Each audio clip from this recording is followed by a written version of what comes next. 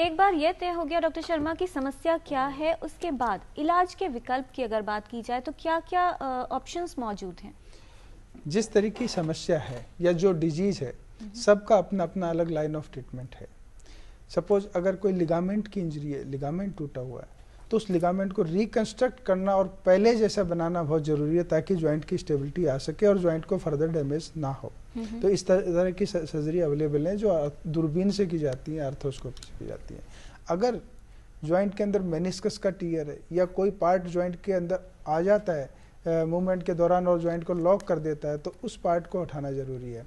इसी तरीके से अगर पता चलता है कि कोई मस्कुलर डिजीज है या कोई स्पाइन की प्रॉब्लम है जिसकी वजह से होता है, तो उस रूट कॉज को ट्रीट करना चाहिए। हाँ, ये जरूरी है कि जो गठिया बाई है, जो इन्फ्लामेटरी आर्थराइटिस है, उनका प्रॉपर डायग्नोसिस और उनका प्रॉपर ट्रीटमेंट बहुत ज़रूरी है, क्योंकि इनका एग्रेसिव मैनेजमेंट होता है, इसमें स्लो मैनेजमेंट नहीं होता। अगर आप एग्रेसिव मैनेजमेंट नहीं करेंगे तो जॉइंट को डैमेज हो जाएगा। और कौन सा जोड़ गठिया का है और किसको गठियाबाई नहीं है, ये सब पहले लक्षण से चेक करके इन्वेस्टिगेशन चेक कर लेना चाहिए, क्योंकि अक्सर गलती यही होती है कि लोग गठिया होता है पेशेंट को, उसको पेन किलर देते रहते हैं, एक्सरसाइज करते रहते हैं और वो डिजीज एडवांस कर जाती है। इसी तरीके से अगर ओल्ड एज है, तो अगर ज्वाइंट ज़्यादा डैमेज है तो उसके लिए कुछ ऑस्टियोटमी होती है कि उसका लाइन ऑफ फोर्स चेंज करने के लिए इस ऑस्टियोटमी से हम ज्वाइंट रिप्लेसमेंट को डिले कर सकते हैं या बचा सकते हैं। और अगर ज्वाइंट बहुत ज़्यादा डिस्ट्रॉयड है, डिफॉर्म है, तो उसका ज्वाइंट रिप्लेसमेंट भी किया जाना चाहिए प्रॉपर इंडिकेशन के साथ, जिसमें प्रॉपर फिजियोथेरेपी की भी ज़रूरत होती है ताकि ज्वाइंट रिप्लेसमेंट करने के बाद उसका मूवमेंट वापस से रिगेन हो सके। जी, हमारे पास आपके यानी दर्शकों के बहुत से ईमेल्स आ गए हैं। अशोक बाग, अरुण शर्मा, गोविंद झा, सलील चौधरी, जहीर, अजय सेठी, हामिद नसीम, दीपक अग्रवाल, मारूफ अहमद, अरुण कुमार, सचिन सिंह, सुहास सरकार, जगदीश डेका, एडी आदि, जगदीश डेका, इन्होंने 2 बार भेजा है, पंकज शुक्ला हैं, सत्यजित भूयान हैं, ऋतुबंत राउत हैं, धर्मेंद्र पांडे हैं। बहुत से हमारे दर्शक हैं जिन्होंने हमें इसके अलावा जगमोहन सिंह, प्रीति, प्रदीप गुप्ता, पलविंदर सिंह, कल्याणा, सागर, चमन जैन, आप सबके जो ईमेल्स हैं उनमें ज़्यादातर समस्याएं घुटनों में दर्द को लेकर हैं। इसके अलावा जोड़ों की कोई ना कोई समस्या है जिस पर हम चर्चा करें, तो हमारा कार्यक्रम ध्यान से देखते रहिए। इसके अलावा ये ईमेल्स हम इन विशेषज्ञों के पास भी भिजवा देंगे। फिलहाल शशि त्रिवेदी हैं दिल्ली से टेलीफोन लाइन पर। शशि जी, आपका बहुत स्वागत, पूछें सवाल। मेरी उम्र 53 साल है जी। पिछले करीब 8 महीने से मेरे लेफ्ट शोल्डर में दर्द है, जिसका डायग्नोसिस MRI के द्वारा पार्शियल टियर इन रोटेटर कफ जॉइंट किया गया है। इस समय मेरे लेफ्ट शोल्डर की मूवमेंट काफ़ी रेस्ट्रिक्टेड हो गई है। मुझे डे टू डे काम जैसे कपड़े पहनने, बाल पीछे बांधने आदि में काफ़ी तकलीफ होती है।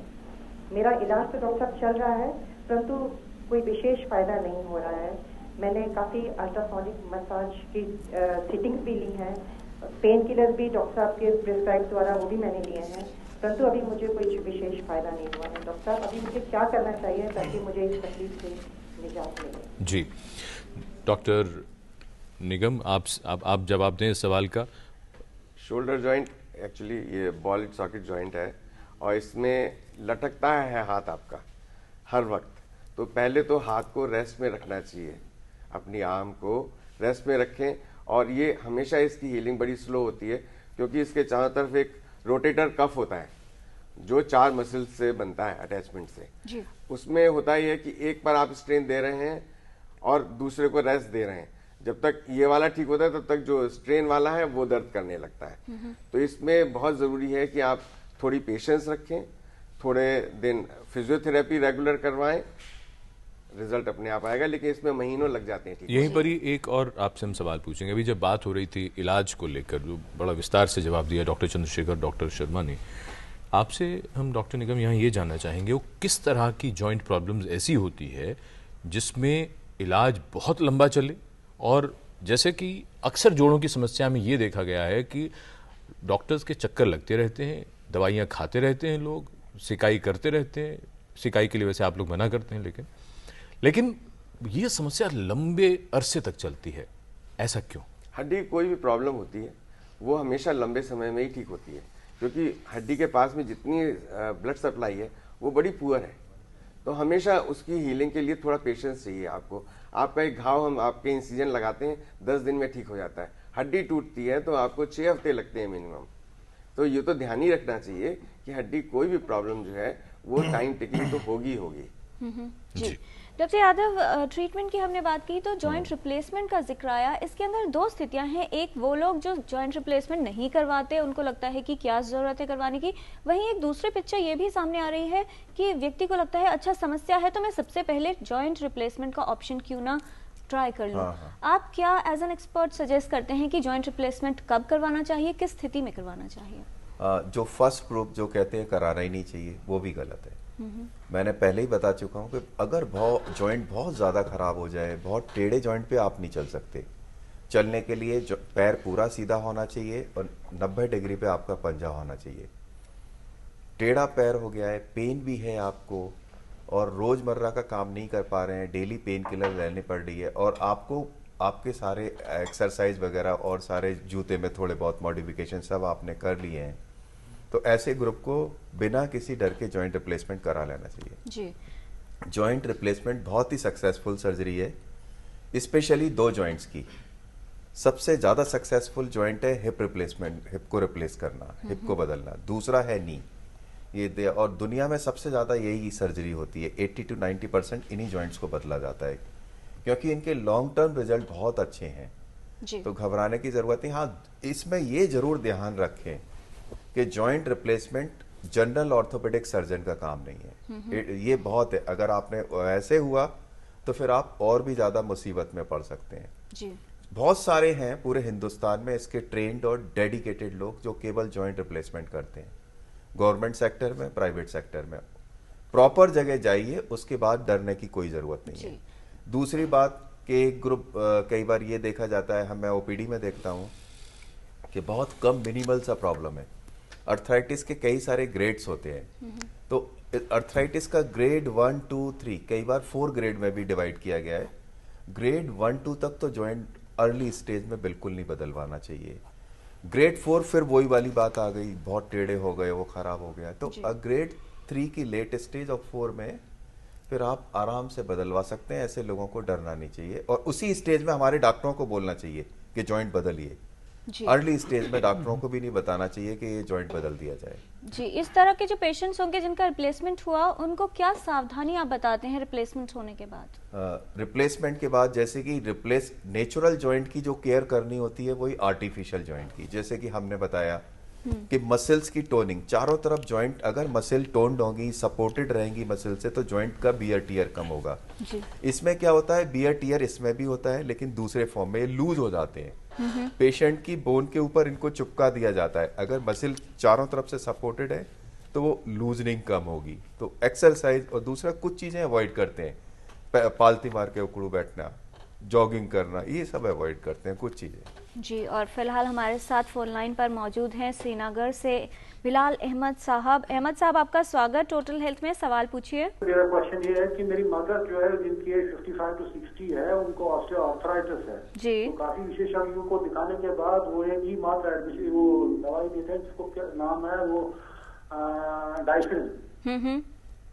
तो उनको तो काफी पेन रहती है और लोअर जो एंडो पोर्शन है उसमें बर्निंग सेंसेशन सी रहती है, वो जो काफ ना मिडिल पोर्शन लोअर लिम्ब जो है जी, उनमें काफी पेन रहती है। तो उनको क्या एक्सरसाइज तो भी करती है लेकिन कुछ खास रिलीफ तो है नहीं उनको जी। डॉक्टर शर्मा, इन्हें क्या करना चाहिए? इनकी 2 समस्या लगती है। एक तो समस्या ज्वाइंट की अपनी प्रॉब्लम है, दूसरी समस्या है कि काफ में बर्निंग जैसी रहती है जी। तो जो काफ में बर्निंग रहती है वो ज्वाइंट अगर ज़्यादा डिफॉर्म है और मसल पे ऊपर अनइक्वल वे में लोड पड़ रहा है तो उससे खिंचाव होता है, तनाव होता है, उससे भी पेन और जलन होती है। लेकिन इस तरह की उम्र में, ओल्ड एज में खासकर, जैसे कि घुटना अफेक्टेड होता है, रीढ़ की हड्डी के भी जोड़ होते हैं, उन जोड़ों की भी आर्थराइटिस होती है, उनमें भी जॉइंट स्पेस कम होता है। जब ऐसा होता है तो जो स्पाइनल कॉर्ड की जो नर्व्स जा रही होती हैं, जो पैर को सप्लाई करती हैं, उन पे दबाव आता है और वो हमें जलन के रूप में और वीकनेस के रूप में, लॉस ऑफ सेंसेस के रूप में महसूस होता है। तो जोड़ के ऊपर जो हम ट्रीटमेंट की बात करें तो अर्ली फेज में जब कार्टिलेज जोड़ की घिस जाती है कार्टिलेज, तो उसको रिपेयर करने के लिए, स्लो रिपेयर करने के लिए कुछ मेडिसिन दी जाती है। डाइसरीन मेडिसिन उनमें से एक है जो 3 से 4 महीने 6 महीने तक चलती है, बीच में इसको रोकते हैं फिर देते हैं। तो इससे जोड़ का थोड़ा इन्फ्लामेशन कंट्रोल होता है, थोड़ा रिपेयर होता है। अगर डैमेज कम है तो इससे रिपेयर हो जाता है। इस ट्रीटमेंट के साथ जब एक्सरसाइज करेंगे हम और पैर को, घुटने को सपोर्ट करेंगे तो बहुत अच्छा इसका इलाज हो जाता है। अगर जोड़ का डैमेज बहुत ज़्यादा है या पहले से कोई चोट लगी है जिसकी वजह से और ज़्यादा ये पेन बढ़ गया है, तो उसका ट्रीटमेंट और अलग करना पड़ता है। साथ में साथ ये कहना चाहूँगा कि अपनी कमर का भी इलाज करें, कमर की भी एक्सरसाइज करें, उसका भी जांच पड़ताल करें, और अपने शरीर की हड्डी की मजबूती जो कि डेक्सा स्कैन से पता करें, वो कैल्शियम और विटामिन डी का लेवल चेक करें। इन सब का कॉम्प्रिहेंसिव ट्रीटमेंट करने से ही ये सारा आगे हल हो पाता है। जी, और फिलहाल नीरज हैं दिल्ली से टेलीफोन लाइन पर। नीरज जी, स्वागत आपका टोटल हेल्थ में। सवाल पूछें। 99% मुझको लगता है कि एनक्लोजिंग स्पॉन्डिलाइटिस है, पूरे स्कल से लेकर और पूरी स्पाइन जो है वो मुझको फ्रीज मिलती है सुबह के टाइम, और ये तकलीफ मेरी 10 साल में धीरे धीरे बढ़ी है। ठीक है। तकरीबन आज से 3 से 4 साल पहले जी मेरी MRI, ये जो हिप जॉइंट्स होते हैं उनकी भी हुई थी और स्पाइनल कॉर्ड की भी हुई है जी। तो उसको जब रोमेटोलॉजी में मैंने एम्स में दिखाया आपके यहाँ, तो उन्होंने देखकर उसको पैनल में भी डालने के बाद ये बोला कि आपको रोमेटॉइड आर्थराइटिस या एंक्लोजिंग स्पॉन्डिलाइटिस नहीं है, मैं आपको दवाएं नहीं दे सकता हूँ। लेकिन सर दिनों दिन तकलीफ बढ़ती जाती है, और फिर सेंट स्टीफेंस के डॉक्टर्स ने मुझे बिना डायग्नोसिस करे ही सल्फासालाज़ाइन और हाइड्रोक्सीक्लोरोक्विन दी, और मुझे उससे काफी फायदा हुआ। लेकिन एक लिमिट के ऊपर फायदा रुक जाता है, और मैंने उसको बंद कर दिया तो फिर तकलीफ बहुत ज्यादा बढ़ गई। अच्छा, अभी मैंने थोड़े दिन पहले फिर चालू करी दवाएं, तो फिर मेरी फायदा हुआ है। जी, डॉक्टर चंद्रशेखर आपके प्रश्न का उत्तर दे रहे हैं। कई बार अर्ली स्टेज में मैंने बताया ना, चीजें मिस हो जाती हैं, सारे इन्वेस्टिगेशन नॉर्मल आते हैं, पहली बात। और दूसरी बात जो है, जो आपकी दवाइयां अगर डॉक्टर ने चलाई हैं तो आप खुद बंद नहीं करेंगे, ये कई साल चलती हैं इनको लगातार चलाना होता है। और दूसरी बात, एक्सरसाइज के दवाइयों के साथ साथ जो दवाई चल रही है हमेशा चलेगी। एक्सरसाइज बहुत इंपॉर्टेंट एस्पेक्ट है एंकाइलोजिंग में, स्पेशली हाइड्रोथेरेपी है जो हमारे यहाँ अवेलेबल है। और एक्सरसाइज, अगर आप खाली दवाई खा रहे थे, एक्सरसाइज नहीं कर रहे थे, तो उससे भी उतना फायदा नहीं होगा। और एक बार दोबारा आप ओपिनियन लेना चाहते हैं तो आप आ जाइए, और दवाई आई थिंक आपको फायदा हो रहा है तो बंद मत कीजिए जी। इसमें एक जो जरूरी बात थी, इनके सामने भ्रम की स्थिति ये है, ये कहते हैं कि मुझे लगता है 99% इनको समस्या है, क्योंकि कारण ये है कि एम्स में जब इन्होंने दिखाया तो उन्होंने कहा कि आपको नहीं है। सेंट स्टीफेंस में कहीं और इन्होंने डॉक्टर को दिखाया, मैं उसका और इन्होंने ये कहा कि बिना जांच किए हुए उन्होंने दवाइयां दी जिससे लाभ हो रहा है। दवाइयां लेते हैं, लाभ रहता है नहीं, लेकिन समस्या नहीं जाती।